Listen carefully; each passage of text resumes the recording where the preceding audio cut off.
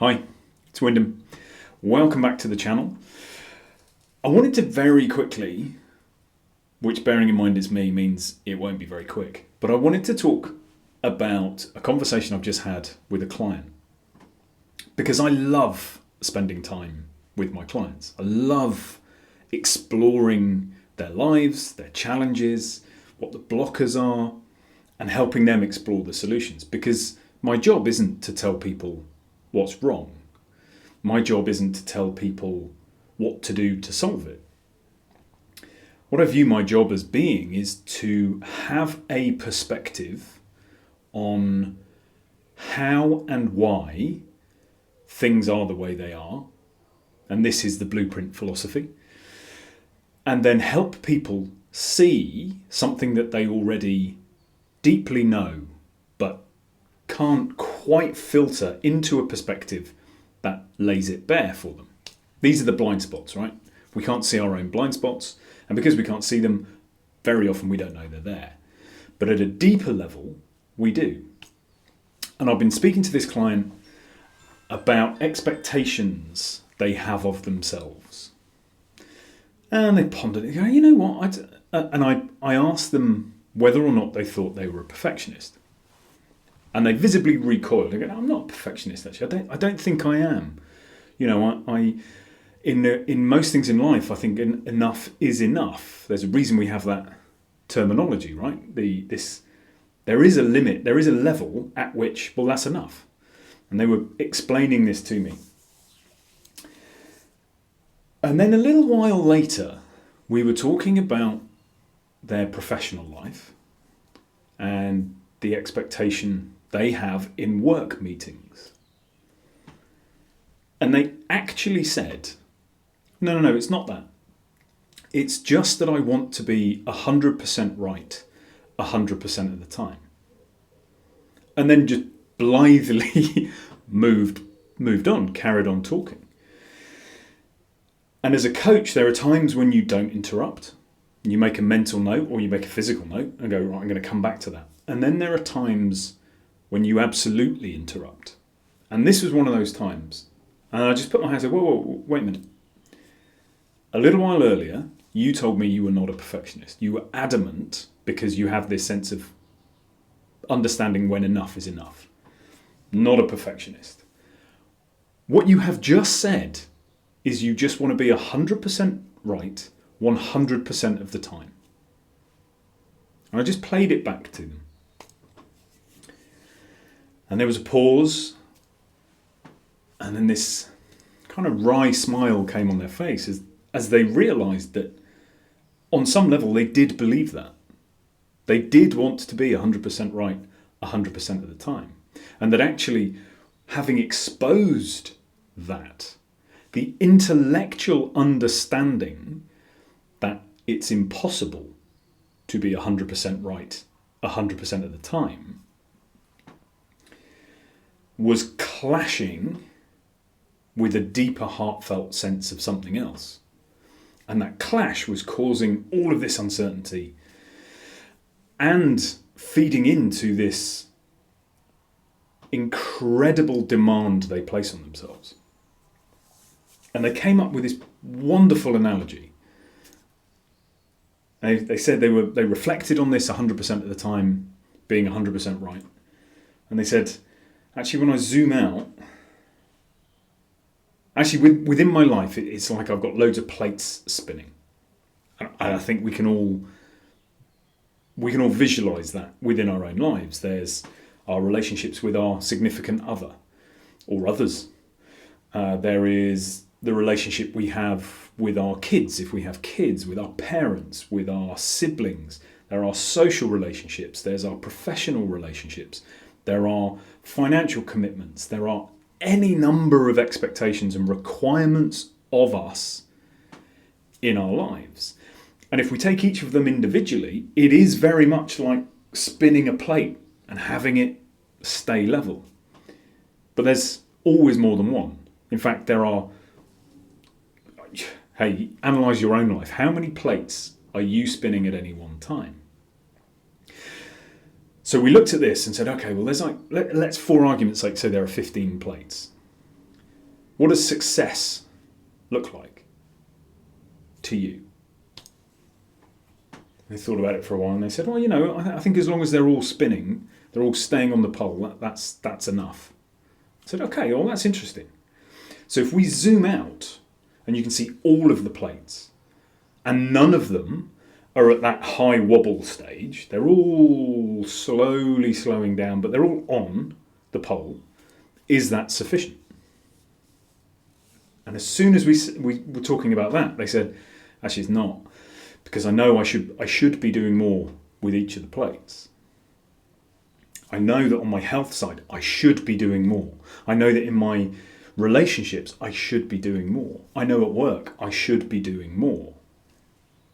So although on one level, keeping all of those plates on the pole is success, on another level, there's a conflict because the desire is to have each of those plates spinning as perfectly as possible.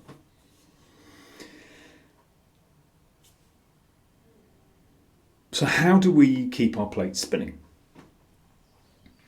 Well, if the plate relates to a personal relationship, then it takes time and effort.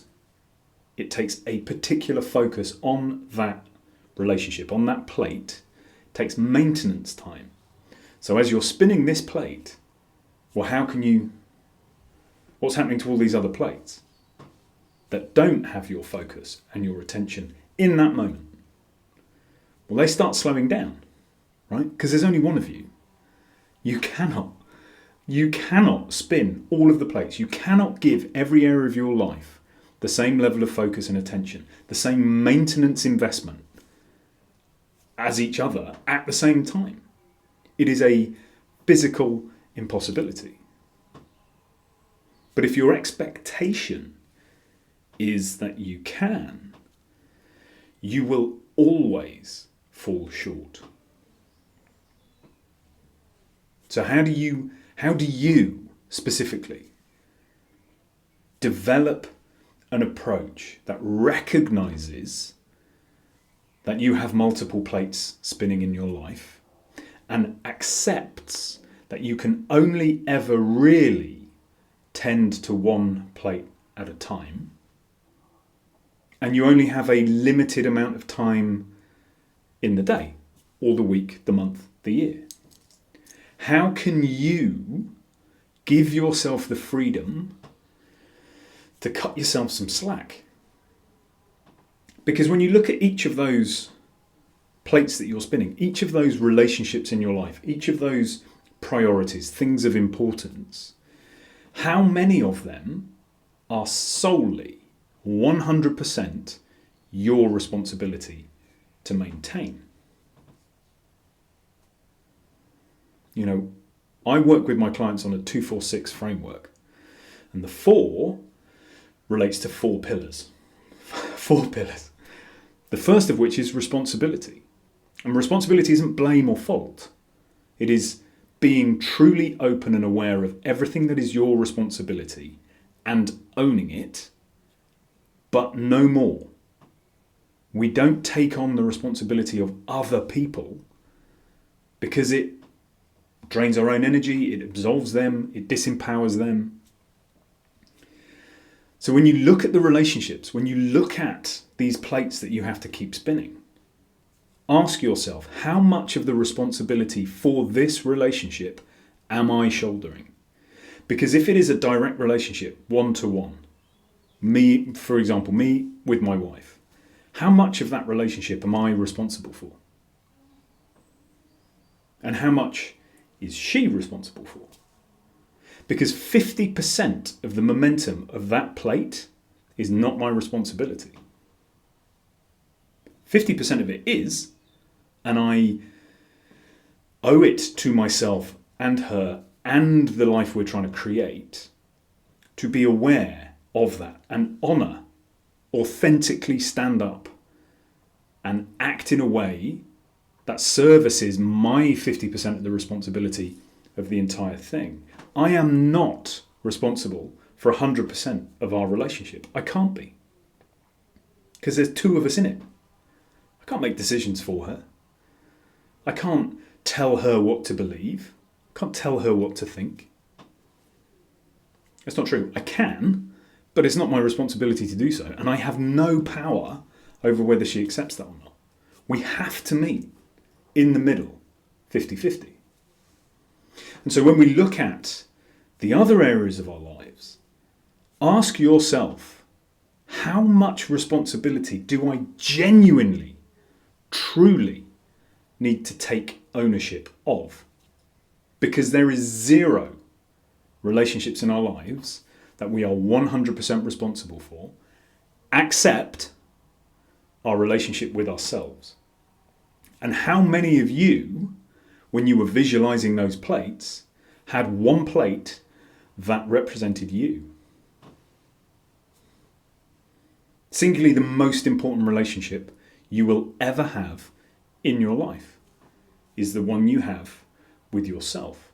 It will be the difference between creating a life you really want to live and living a life that has been imposed or conditioned upon you through your blueprint. So give yourself some time.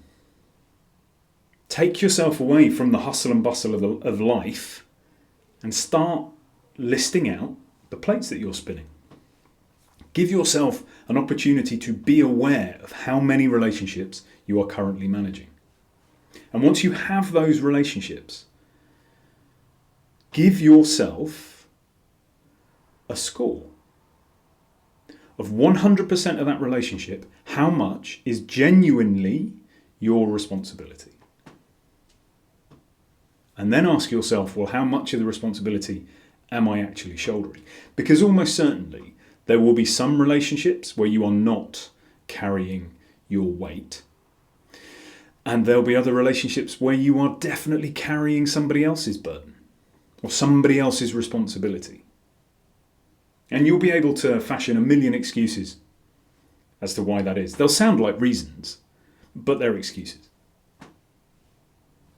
And once you have figured that out, once you've figured out how many plates am I spinning and what genuinely is my level of responsibility on each of them, you then start giving yourself, developing a picture of your life that you can then start formulating a plan of prioritization. In the understanding that I can only really focus on one of these plates at a time. And that absolutely, the laws of the universe mean that the momentum of the other plates is going to start slowing. But it takes a long time for that decrease in momentum to become critical. If we can bring our awareness to what is currently happening and the certainty of the outcomes, so if I input my effort here, the certain outcome is the momentum elsewhere is going to start slowing. That's okay. I can manage that as long as I don't become overly fixated here. If I do, and I can choose to, there will be consequence elsewhere. I leave you with that. I wish you a peaceful and joyful few days, and I will speak to you soon.